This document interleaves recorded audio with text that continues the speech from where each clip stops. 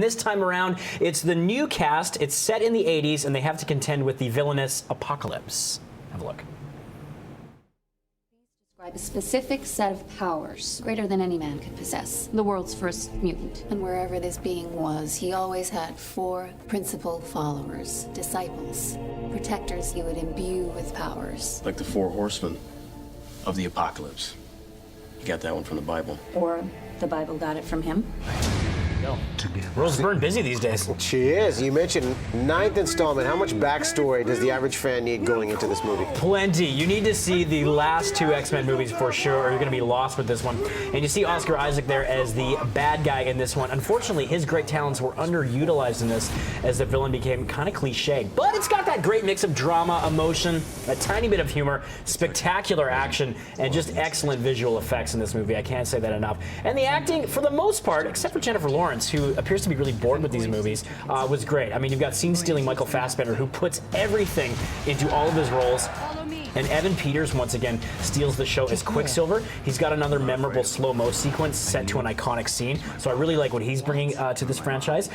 The final battle, though, in this movie felt kind of generic, so there are a lot of problems with the movie, even though I'm going to recommend it. And one of the major issues is with Fassbender's Magneto. They keep going back and forth. They can't decide whether they want to make him a complete bad guy or keep redeeming him to have him, go over to the good side. So I felt like that was getting a little bit repetitive. So for the first time in a long time with an X-Men movie, it started feeling familiar, and even, dare I say, a little bit stale. How many hammers for Apocalypse? Well, I'm going to go with a cautious 3 out of 5. 3 out of 5. Now, familiar fare again. Alice in Wonderland has its sequel, Alice Through the Looking Glass. Tell us about this one. Yeah, so the first one came out in 2010. I don't think anyone asked for a sequel, but here it is. The kids are going to enjoy it. Unfortunately, the story cannot justify the runtime in this movie, and I talk about actors mailing it in a lot. Mia Wasikowska just seems done with this franchise as well. And all the acting seems either like they're disappointingly wooden or annoyingly over the top. And we talk a lot about Johnny Depp. He's in the news these days. I can't think of a more unlikable character on the big screen right now than the Mad Hatter. He's just so bizarre and it's so inconsistent with the character from scene to scene. I'm never sure what he's trying to do with the role. And the visuals again are great, and there's a lot of imagination. The production design is impressive. Sacha Baron Cohen is a bright spot in this movie as time, but again, that speaks to the flaws in the plot where they do this whole time travel thing that's been done time and time again.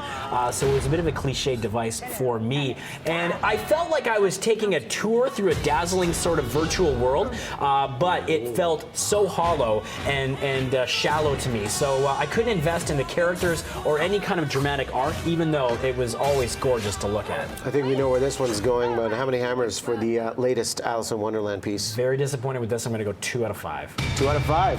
Yeah. Anything? You think anything's going to knock Angry Birds off top spot? Tough to say. I think X-Men's going to have a big showing at the box office, but these 2 are going to be duking it out for sure.